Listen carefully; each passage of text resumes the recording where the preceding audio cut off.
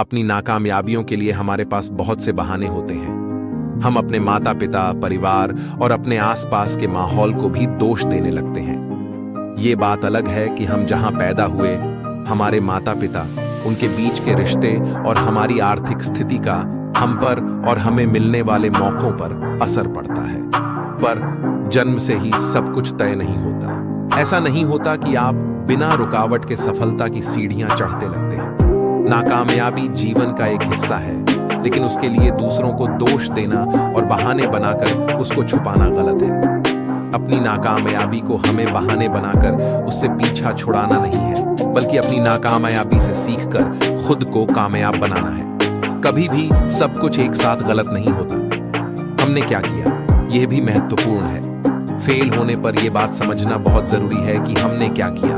जो किया वो सही था, क्या उसे और बेहतर किया जा सकता था? जब आप खुद से ऐसी बातें पूछेंगे तो आपको नए अवसर मिलेंगे और आप कामयाब बनेंगे।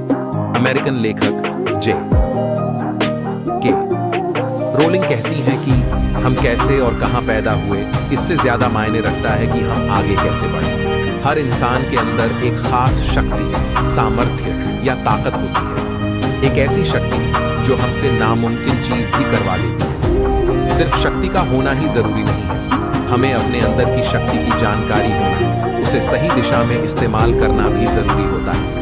हम सब अपनी सोच से कहीं ज्यादा मजबूत और शक्तिशाली होते हैं, पर हम ज्यादातर सोए ही रहते हैं। हमें अपनी शक्ति का पता ही नहीं रहता।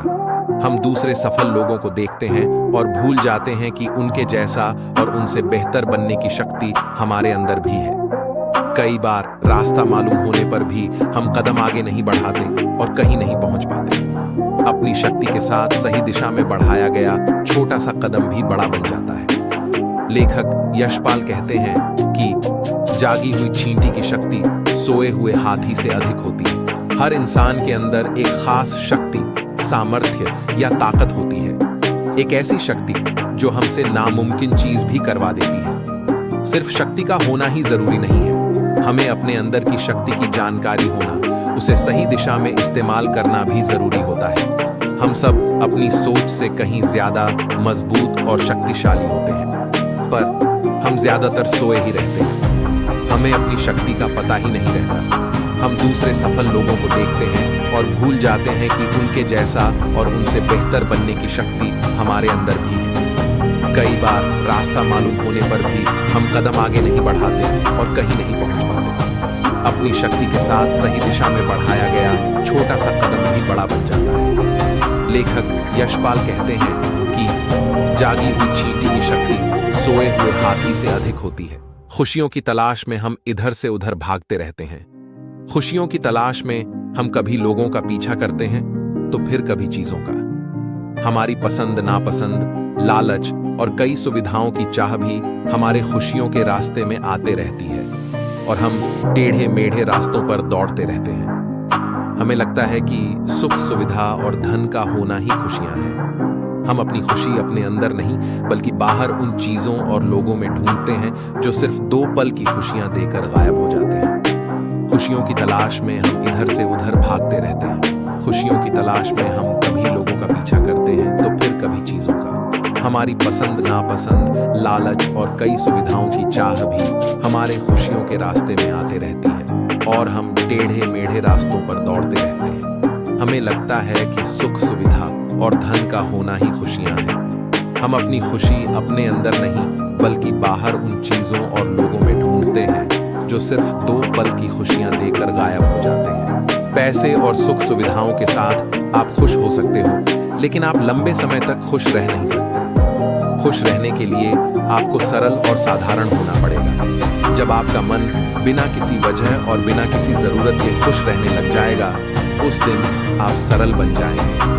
रविंद्रनाथ टैगोर ने कहा है, खुश होना सरल है, सरल होना मुश्किल है। इस दुनिया में लगभग हर इंसान ये चाहता है कि उसके सारे काम आसानी से होते चले जाएं, ना कोई रुकावट आए और ना ज्यादा किसी से मदद लेनी पड़े। अपने काम में रुकावट आने से हम डरते हैं। हम भूल जाते हैं कि बड़े काम बड़ी कोशिशों की मांग करते हैं। हम रुकावट से ज्यादा संघर्ष करने से डरते हैं।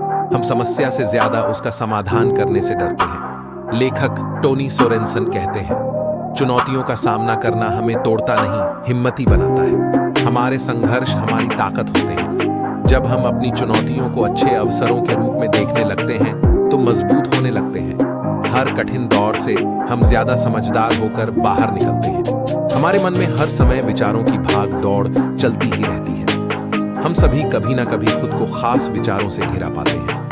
हमें अपने भावों और हालात से दूर भागने की जरूरत भी नहीं है। खुशियां हासिल करने के लिए एक साथ सब बदलने की कोशिश ना करें। विश्वास और हौसले के साथ बदलाव की ओर छोटे छोटे कदम बढ़ाएं। लेखक जैक डिक्सन कहते हैं, ध्यान बदलाव पर रखें, नतीजों पर नहीं। केवल नतीजों की ओर देखने से कुछ नहीं मिलता। बीती हुई बातें हमेशा याद आते रहती हैं और बीता हुआ अनुभव अगर बुरा हो तो वो बार बार हमें परेशान करता रहता है। अक्सर हम अपने बीते हुए कल की चिंता में खोए रहते हैं या फिर आने वाले कल में क्या होगा इस बारे में सोचते रहते हैं। क्या हुआ या क्या होगा, इसी में हम इतने उलझे हुए होते हैं कि जो सामने हो रहा होता है उसे देख नहीं पाते। हमारा देखना, सुनना, छूना, महसूस करना सभी इंद्रियां वर्तमान में ना होकर कहीं और ही होती हैं। हमारे मन में हर समय विचारों की भाग दौड़ चलती ही रहती है। हम सभी कभी ना कभी खुद को खास विचारों से घिरा पाते हैं। हमें अपने भावों और हालात से दूर भागने की जरूरत भी नहीं है। खुशियां हासिल करने के लिए एक साथ सब बदलने की कोशिश ना करें। विश्वास और हौसले के साथ बदलाव की ओर छोटे छोटे कदम बढ़ाएं। लेखक जैक डिक्सन कहते हैं, ध्यान बदलाव पर रखें, नतीजों पर नहीं। केवल नतीजों की ओर देखने से कुछ नहीं बदलता। बीती हुई बातें हमेशा याद आते रहती हैं और बीता हुआ अनुभव अगर बुरा हो तो वो बार बार हमें परेशान करता रहता है। अक्सर हम अपने बीते हुए कल की चिंता में खोए रहते हैं या फिर आने वाले कल में क्या होगा इस बारे में सोचते रहते हैं। क्या हुआ या क्या होगा, इसी में हम इतने उलझे हुए होते हैं कि जो सामने हो रहा होता है उसे देख नहीं पाते। हमारा देखना, सुनना, छूना, महसूस करना सभी इंद्रियां वर्तमान में ना होकर कहीं और ही होती हैं। छोटा बड़ा कोई काम ही हो, जिस समय हम जो करें वही सबसे जरूरी होना चाहिए।